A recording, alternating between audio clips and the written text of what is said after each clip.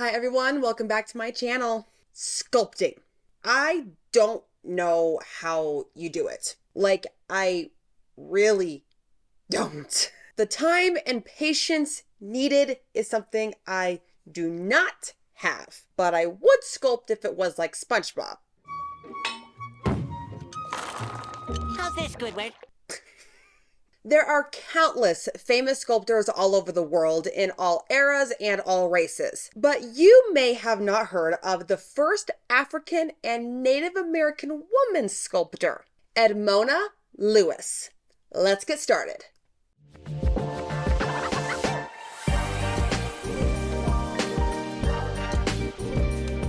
If the lighting gets weird, daylight savings time happened, and where I live, the sun is like directly westward of me. And it's the sun just gets really harsh over here for this time of the year.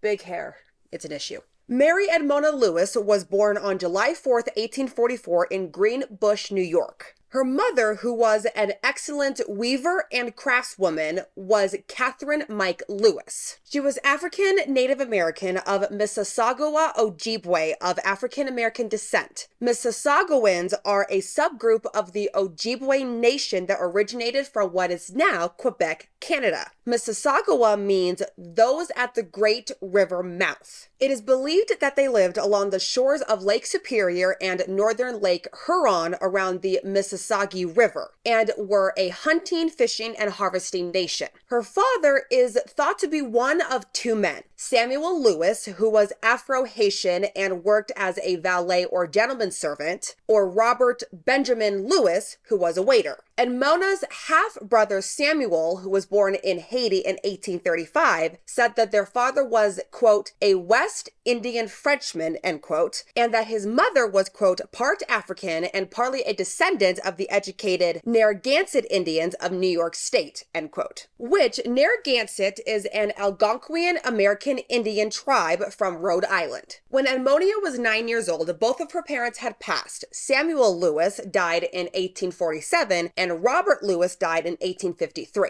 Her and her brother were adopted by their two maternal aunts who came to the United States, where they lived in Niagara Falls, New York, for the next 4 years. Samuel became a barber at 12 years old, and Edmonia, along with her aunts, sold Ojibwe baskets, moccasins, embroidered blouses, and other handmade things to tourists visiting Niagara Falls, Toronto, and Buffalo. Since Edmonia and her brother were of Native American descent, both of them started going by their Native American names. Samuel was called Sunshine, and Edmonia was called Wildfire.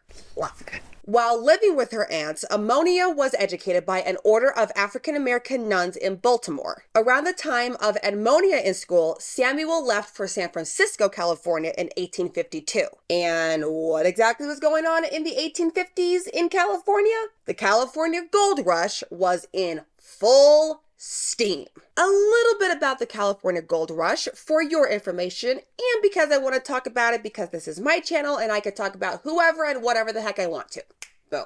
The California Gold Rush started on January 24th, 1848, when gold was found by carpenter and sawmill operator James W. Marshall at his work at Sutter's Mill in Coloma, California. When the news broke, it brought about 300,000 people to California from all over the country and even abroad. With the sudden surge of gold and people, it quickly gave California statehood in something called the Compromise of 1850. This was basically a 5-bill package that was passed by Congress in September of 1850 that was temporarily, I want to make that perfectly clear, diffused tensions between slave and free states leading up to the Civil War. Now, though the gold rush gave people a lot of money, a new start to their lives, and of course gave California's economy a massive boost, it decimated the native Californians, which are the first peoples of California, and accelerated the Native American population decline from starvation, disease, and started the California genocide, which I did not know that this was a thing. This was the killing of thousands of indigenous people of California by U.S. government agents and private citizens.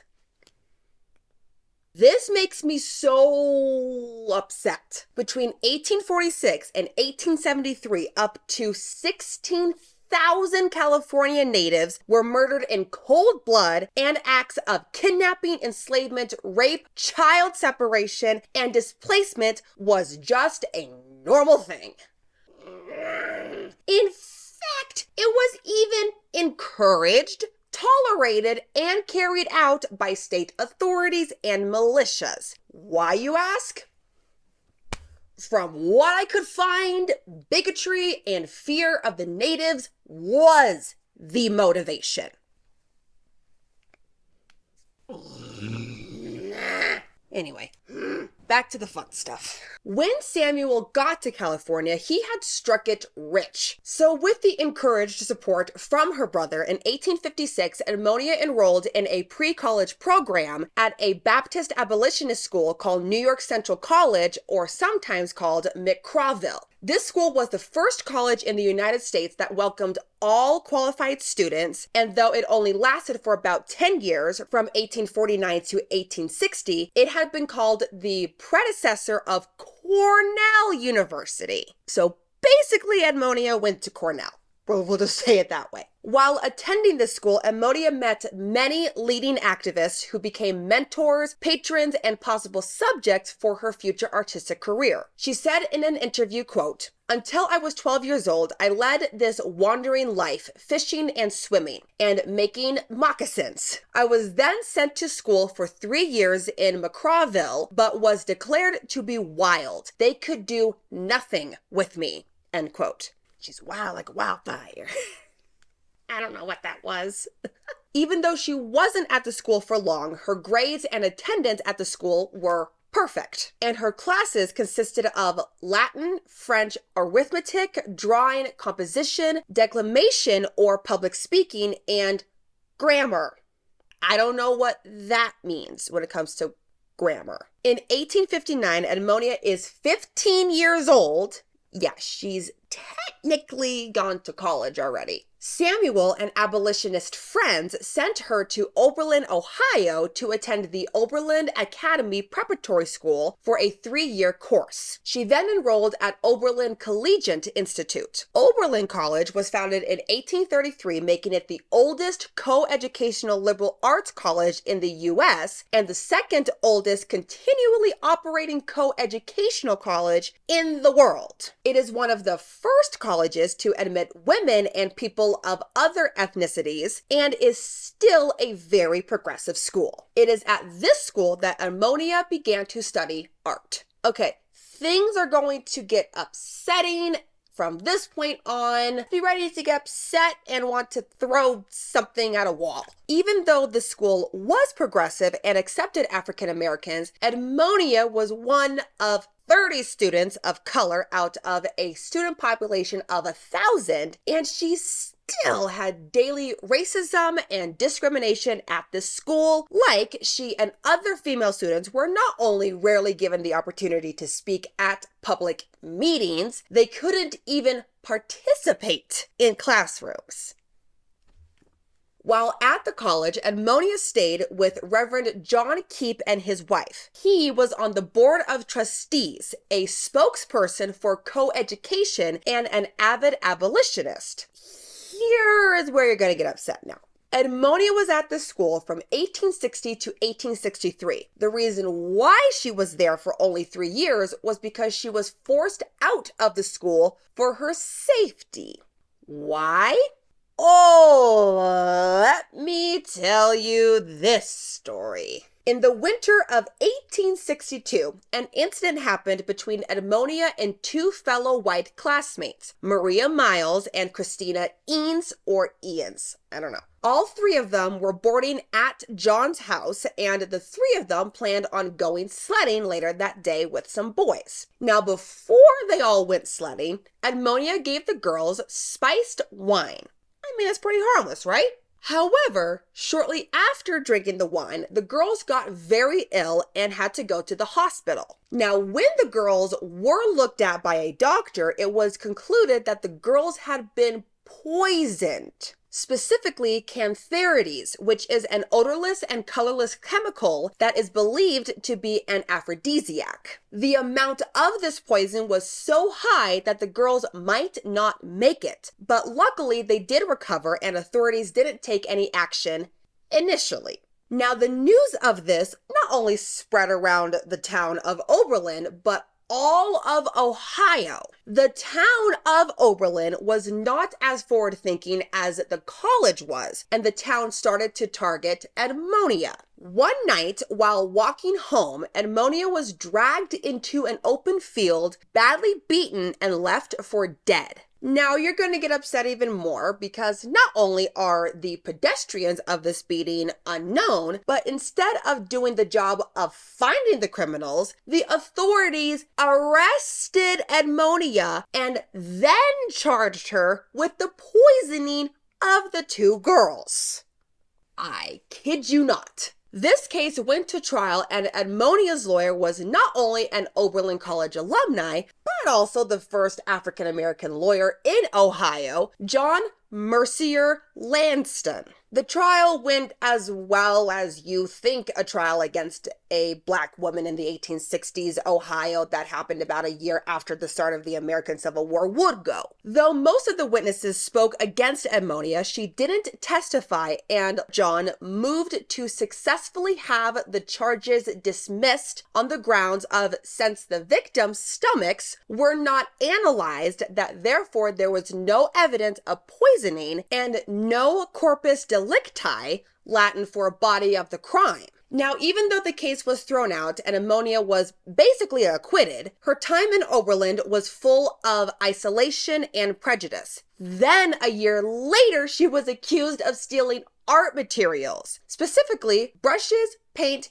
and a frame from the college, but was acquitted from lack of evidence. But only a few months later, she was charged with aiding and abetting a burglary. I can't make this stuff up. Now, like any of us would be at this point, she was fed up.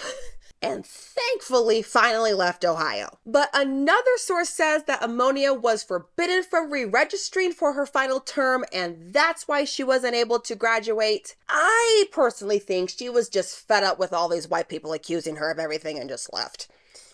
After that fun little debacle, with the financial help of her brother, Edmonia moved to Boston, Massachusetts in 1864 to pursue her art career. In the first few months she was in Boston, she encountered a Benjamin Franklin statue that she reportedly said that she didn't know what the statue was or what to call it, but said that she could make a stone man herself. John wrote a letter of introduction on Edmonia's behalf to abolitionist, social reformer, and journalist William Lloyd Garrison. He then introduced Edmonia to established sculptors in the Boston area and to writers that publicized her in abolitionist press. Now, as you can guess, since Edmonia was not only a woman, but a black woman, finding an instructor to help her improve her sculpting skills was nearly impossible. While male sculptors could walk into any school or class and study any type of art form, Edmonia could hardly get into any class, but especially anatomy classes. These classes are fundamental to sculptors because they need to know,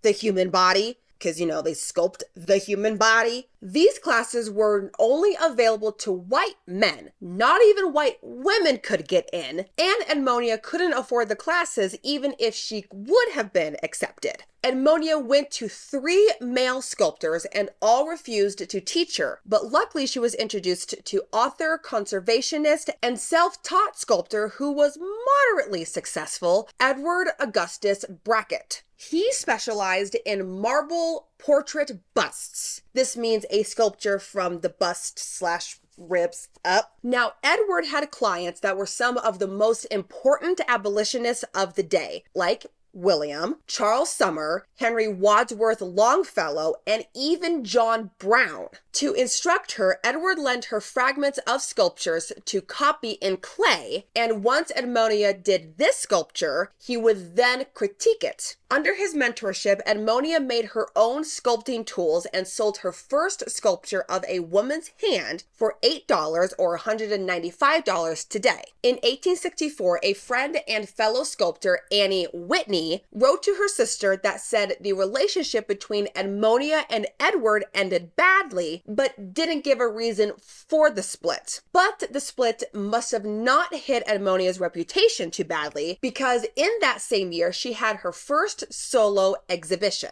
But her success really began in 1863. Edmonia was inspired by the lives of Civil War heroes and abolitionists, and between 1863 and 1864, her subjects were some of the most famous people of her day. She did bust sculptures of Wendell Phillips, who was an advocate for Native Americans, John Brown, and her friend William. But the subject for her biggest success was a marble bust sculpture of Colonel Robert Gould Shaw, a white Civil War officer that commanded the 54th Massachusetts Infantry, made up of African American soldiers. Robert had been killed at the Second Battle at Fort Wagner. Edmonia was inspired to make a sculpture that captured his likeness. The sculpture was very impressive to the Shaw family, and they bought it. This sculpture was so famous that she made many copies of the bust and sold them for $15 a piece, or about $366 today. Edmonia sold 100 copies of the sculpture, and it is still her most famous sculpture to date. And with the money she got from the sales, which was about $15,000 or $36,641 today, she moved to Europe in 1865. Poet Anna Quincy Waterston wrote a poem about Edwina and Robert, and how fitting it is that she of a black race and he of a white race that fought and died along with and for her race have this bond forever in marble. I kind of had to read it a couple times to get it because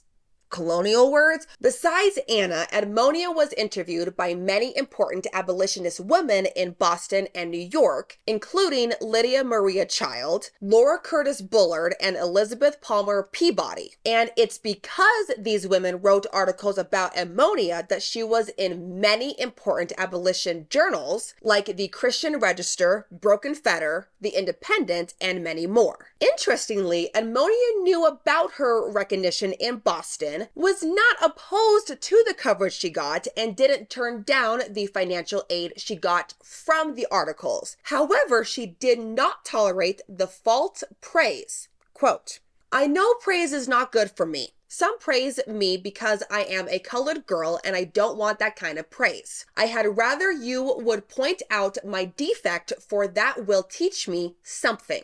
End quote. See, like all artists, she knew that some didn't like or appreciated her art, but she took the opportunities the articles gave her to express and show her support for human rights, saying, quote, "I have a strong sympathy for all women who have struggled and suffered," end quote. Edmonia traveled from Boston to London to Paris and Florence before settling in Rome in 1866. Interestingly, when Edmonia got to Rome, there was a growing community of American artists. She told the New York Times in 1878 why she went to Rome. Quote, "I was particularly driven to Rome in order to obtain the opportunities for art culture and to find a social atmosphere where I was not constantly reminded of my color. The land of the liberty had no room for a colored sculptor." End quote. I mean, she's not wrong. Historically, Rome has never been racist towards blacks. In ancient Rome, skin tone didn't carry any social implications or identity that was either imposed or assumed. Though the color black was associated with ill omens in the ancient Roman religion, racism known today developed after the classical period between 8th century BC and 5th century AD, which is when ancient Greece and Rome Rome basically merged as the Greco-Roman world. African-American historian and classicalist who is best known for his work of Blacks in classical antiquity, Frank M. Snowden Jr., describes the ancient Roman mindset towards Black people as, quote, "The ancients did not fall into the era of biological racism. Black skin color was not a sign of inferiority. Greeks and Romans did not establish color as an obstacle to integration in society. An ancient society, one that for all its faults and failures never made color the basis for judging a man." End quote. So with this, it's no wonder Edmonia thrived in Rome. While in Rome, Edmonia found there was much more opportunity for her to study and create sculptures, and she proved that as a Black woman, she too could create a successful art career. American neoclassical sculptor Hiram Powers gave her space to work in his art studio, and she entered into a circle of fellow living abroad artist friends and established her own studio space just off the Piazza Barberini in the former studios of the 18th century Italian sculptor Antonia Cavona, whose one of many well-known work is the sculpture Perseus Triumphant. You might know it better as Perseus with the head of Medusa. She moved into his studio. Dang, that's a score. At this studio, she would create numerous masterpieces. I'm sure his ghost was all like, "Girl, I can give you some inspiration." Edmonia would spend most of her adult career in Rome, where she enjoyed less pronounced racism, social, spiritual, and artistic freedom, something the US just didn't give her. He's been very nudgy today.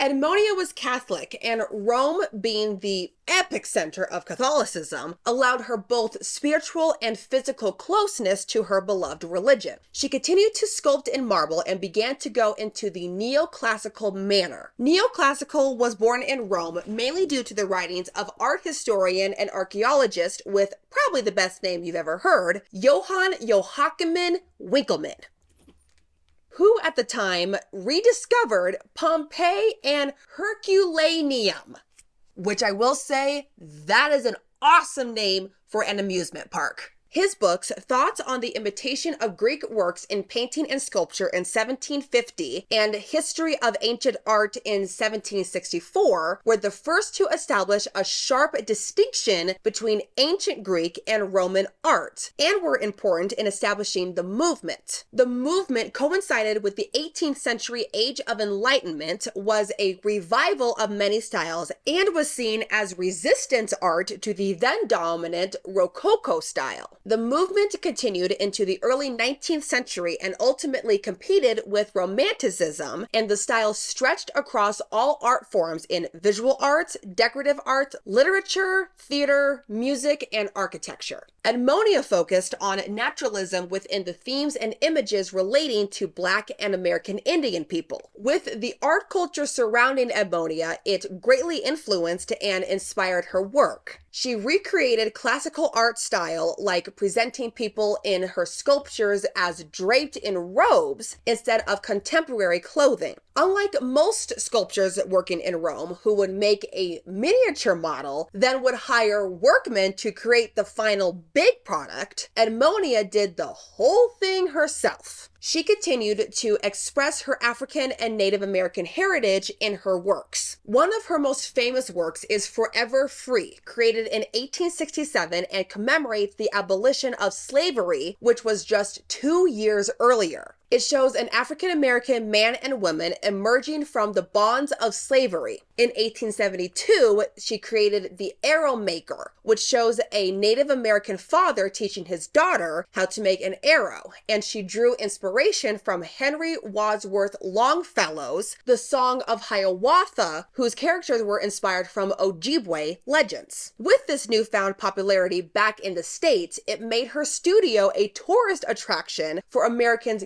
going to Rome. I'm gonna go close those blinds because my head moves a lot. There we go. Got it. Boom.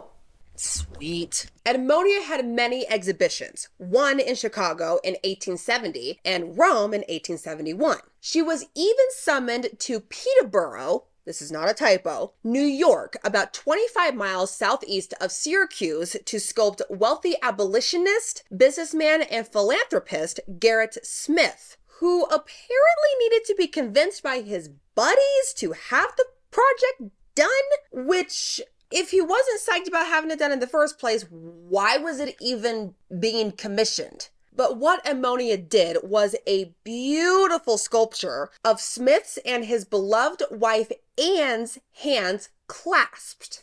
I don't know if he liked the sculpture or not. I mean, to me, this is absolutely sweet and beautiful, but again, if he was curmudgeon-y enough that his buddies had to convince him to have this done, he might not like it. The biggest thing Edmonia participated in with her art was the first official World's Fair to be held in the United States, the Centennial International Exposition, held in Philadelphia, Pennsylvania at Fairmount Park from May 10th to November 10th, 1876. This event was to celebrate the 100th anniversary of the signing of the Declaration of Independence. The official name of this event was the International Exhibition of Art, Manufacturers, and Products of the Soil and Mine. Nearly 10 million visitors attended and 37 countries participated. Since this was a big deal for Edmonia, she knew she had to go all out. And this would bring about her most famous and biggest sculpture. Edmonia took on this monumental task by creating a 3,000-pound marble sculpture. She dedicated more than 4 years to the sculpture from 1872 to 1876, and at this time she was low on money, so she went back to the US and sold small artwork to get the money needed to finish this massive sculpture. This sculpture is the Death of Cleopatra. Now, I hope I don't need to tell you about who the freak Cleopatra is, but very basically, she was the Queen of Egypt from 51 to 30 BC, and she's most famously known for not only just being an amazing badass queen, and for supposedly killing herself by having the poisonous snake asp, an Egyptian cobra, bite her after losing her crown. The piece depicts the snake-biting moment of her death, which, did you know the whole snake-biting lore was popularized by Shakespeare in Antony and Cleopatra in 1607? Just a little tidbit I throw out there for you. As we know, from movies to paintings to literature, Cleopatra is described as an unbelievably beautiful and demonically powerful woman. And Edmonia had all this in the sculpture, but she added unique originality to this depiction by portraying Cleopatra in an inelegant, disheveled manner, which was vastly different from the way she had always been depicted by the Victorians, which was a refined and composed approach to death. What also makes the sculpture unique is that since Edmonia did freeing type of imagery, she did not add Cleopatra's slaves, which had been in most depictions of her. She finished the sculpture in 1876, and in that same year she shipped, don't want to know what the shipping fees are for that, the over 3,000-pound sculpture to Philadelphia so it could be considered by the committee for the exhibition that was looking for works to be displayed during the event. Edmonia went to Philadelphia too, and of course she was very nervous that the judges would reject her work, but surprisingly to her, the judges chose the sculpture to be viewed at the Gallery K of Memorial Hall, which was specifically for American artists, which out of the more than 500 sculptures, 152 were done by Americans. The sculpture brought many to see it for the great amount of realism, and many, oddly enough, male critics thought it was inappropriate because it showed Cleopatra topless. Which, quick side note, isn't that weird that men say, that's inappropriate, her boobs are out, and the women didn't say it? I mean, I thought all guys wanted to see boobs out all the time. And to be quite fair, her boobs are freaking great in that sculpture, man. Her boobs look great in that sculpture. Obviously, the reviews about the sculpture were mixed. J.S. Ingram, who wrote a book about the exhibition, said that the sculpture was, quote, the most remarkable piece of sculpture in the American section, end quote. The People's Advocate, which was the first weekly African-American owned and operated newspaper in Virginia, said, quote, the Death of Cleopatra excites more admiration and gathers larger crowds around it than any other work of art in the vast collection of Memorial Hall, end quote. On the other side of the critics, one artist, William J. Clark Jr., wrote in 1878 that, quote, the effects of the death are represented in such skill as to be absolutely repellent, and it is a question whether a statue of the ghastly characteristics of this one does not overstep the bounds of illegitimate art, end quote. He's really upset that her boobs are showing, apparently. All right, we are going to pause with Edmonia's life and follow the statue because this takes on a life of its own and, oh God, it's an odyssey. Just try and stick with me here. I got lost a couple of times in this section. So, at the exhibition, the sculpture was for sale. I don't know how much for. Unfortunately, it didn't sell. But since the sculpture was done by a Black woman, it was considered not important enough not only to purchase, but to preserve it. On top of that, instead of giving the thing back to Edmonia, since she couldn't afford the shipping fees, they just put it in storage. But 2 years later, in 1878, the statue was taken out of storage and placed at the 1878 Chicago International Exposition, where it remained unsold again. Then, and I really don't know how this happened, it became the centerpiece of a Chicago saloon on Clark Street. Then after that, probably the best thing I've ever heard, it was bought by Blind John Coden, who was a gambler and horse race owner who bought the statue for his beloved dead racehorse, Cleopatra, to mark its gravesite. I love that so much. And you might be wondering, like I did, where is this gravesite? Well, my friends, it was in front of the grandstand of Blind John's Harlem racetrack in the Chicago suburb of Forest Park, literally called Harlem Racetrack. I love every minute of that. And this thing stayed there for nearly a century. And I found photos of the racetrack, but I am so upset that there's not a freaking photo of the freaking statue where the dead freaking racehorse is. Oh my God, guys, this is me jumping in here on voice recording as I'm editing the video. I actually found the freaking photo. You can see the Death of Cleopatra statue on top of the dead horse Cleopatra at the Harlem racetrack in 1906. This is freaking nuts. I freaking found it. I'm so proud of myself for finding this thing. I love when I find stuff that I'm looking for.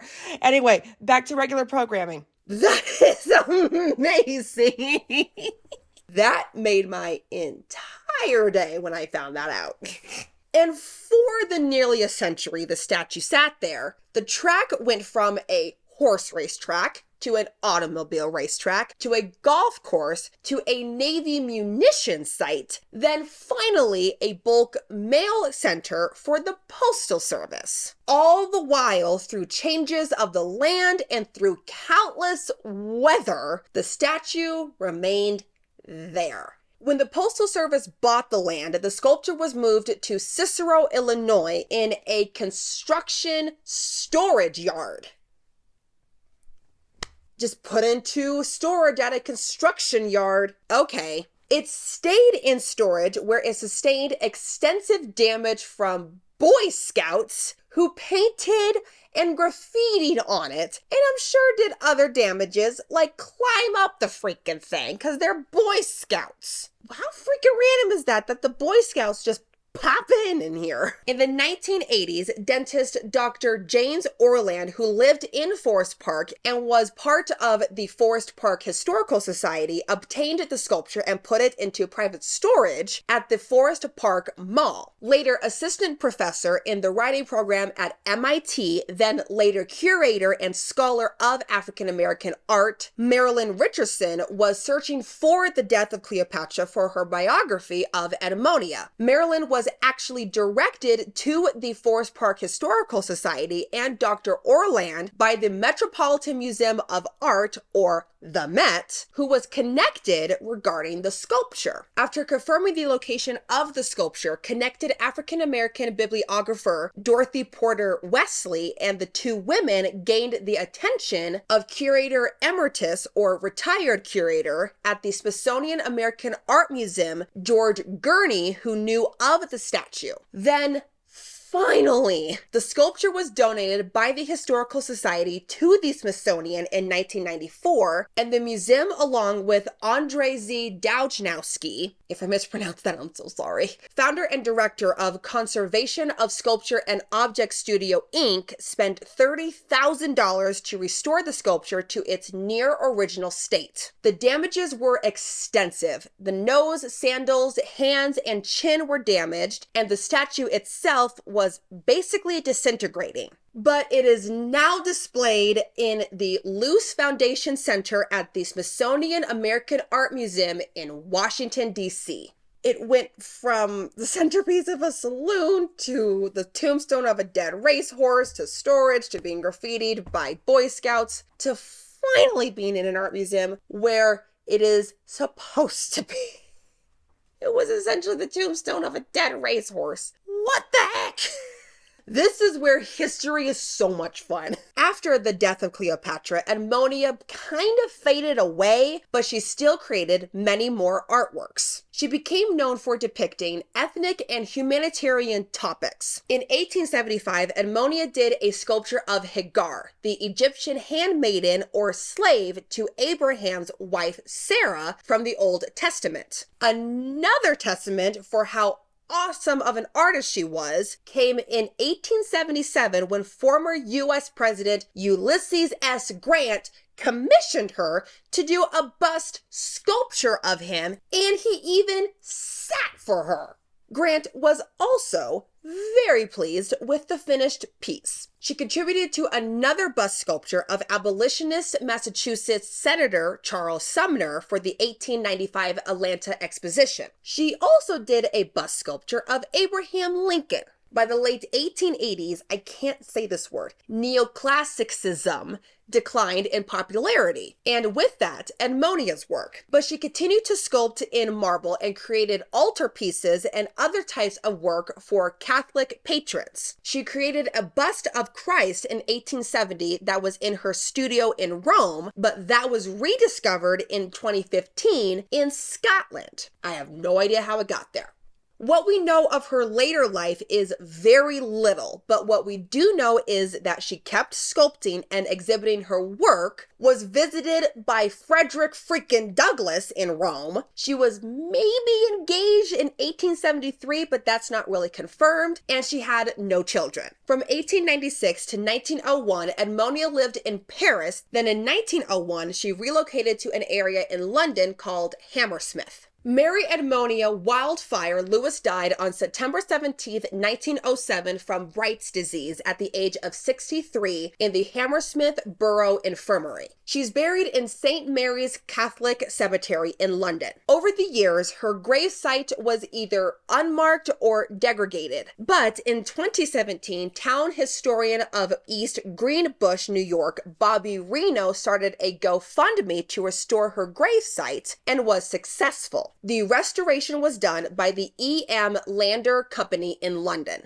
Many of her works are lost to history, but the few that can be found are not only at the Smithsonian and at the Met, but also at the Howard University Gallery of Art, the Detroit Institute of Art, and the Baltimore Museum of Art. The New York Times featured her in its Overlooked No More obituary series on July 25th, 2018. This series is about women and minorities whose lives were ignored by newspapers at the time of their deaths due to white prejudiced men. In February 2017, she was featured in a Google Doodle where she is working on the Death of Cleopatra. She was the subject of a stage play called Edmonia by Barry M. Putt in 2021. And on January 26, 2022, in kind of a weird full circle, the U.S. Postal Service honored her with a U.S. postal stamp. Holy Lord, there you go. The story about the first African and Native American sculptor that I never even heard of. Can I just say though, I love my horse as much as the next person, but I don't think I'm gonna put a statue of a dead person of the same name of my dead horse as the tombstone. Because remember, in the statue, Cleopatra is dead. And he put the Death of Cleopatra on top of his dead racehorse named Cleopatra. That's just kind of a weird thing to do in my mind. I just still think that's legendary. But Edmonia also has so many of these other artworks. I didn't have time to talk about all of them. Plus, so many of them are just not really known. But, oh my lord, was this woman talented and a half. If you learned something today, please like, share, and subscribe to this channel. And while you're down there, please leave a friendly comment. And what's your favorite Edmonia Lewis statue? I would love to know this because she has so many of them. I will be back next week with another video. And until then, don't be well behaved. You just might make herstory. See you next time, guys.